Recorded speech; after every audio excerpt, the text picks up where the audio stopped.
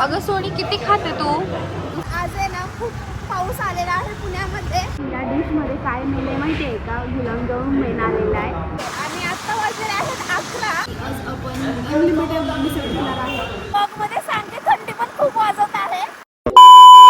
Hello guys, आता आम्ही बाहेर चाललेलो आहोत. आज आहे ना खूप पाऊस आलेला आहे पुण्यामध्ये आणि आता आम्ही चाललेलो आहोत एका ठिकाणी. आजचा ब्लॉग एकदम अचानक ठरलेला आहे. कोणताही प्लॅन नव्हता. अचानक वाटलं चला आज मिसळ खाऊया. मग काय आम्ही थेट पोहोचलेलो आहोत मोरया मिसळ मध्ये. हेच आहे मोरया मिसळ आणि सगळ्यात आधी तुम्हाला मी या ठिकाणची एक झलक दाखवते. हॅलो गाईज, आज आम्ही मोरया मिसळला व्हिजिट केलेला आहे.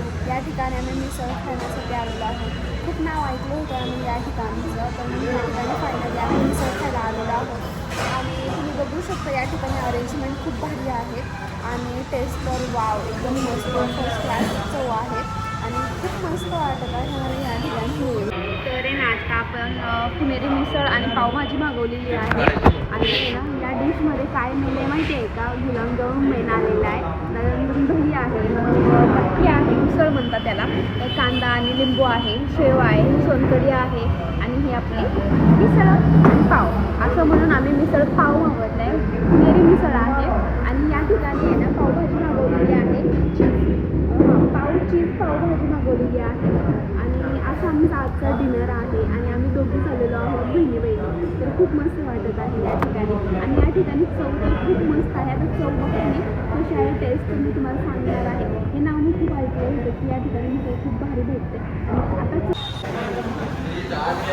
अगं किती खाते. कसं आहे माहिती आहे का? अनलिमिटेड डिश आहे आणि आज आहे ना डाईट लागतं आणि पूर्ण ब्रेक आहे आणि आज आपण अनलिमिटेड मिसळ घेणार आहे आणि या ठिकाणी ना चव एक नंबर आहे, एकदम कडक चव आहे आणि खूप मस्त आहे आणि अनलिमिटेड सर्व गोष्टी आहेत. खरं सांगते चव एकदम भन्नाट आहे. मसाला, रस्सा, पाव हे सगळं कॉम्बिनेशन एकदम परफेक्ट आहे. तुम्ही जर मिसळ प्रेमी असाल तर नक्की मिसळवर दणका झालाच पाहिजे. यानंतर आम्ही कॉफी घेतली आणि त्यानंतर घरी निघालेलो आहोत. आमचं मस्तपैकी डिनर डन झालेला आहे.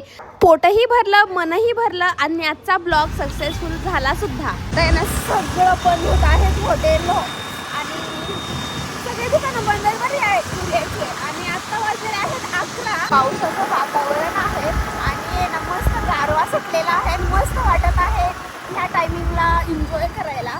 आणि आत्ता आहे ना तुम्ही बघू शकता ट्रॉफिक पण नाहीये, गर्दी सुद्धा नाहीये, सिग्नल सुद्धा नाहीये आणि आता आम्ही मस्तपैकी चाललेलो आहोत घर आणि खूप मस्त वाटत आहे.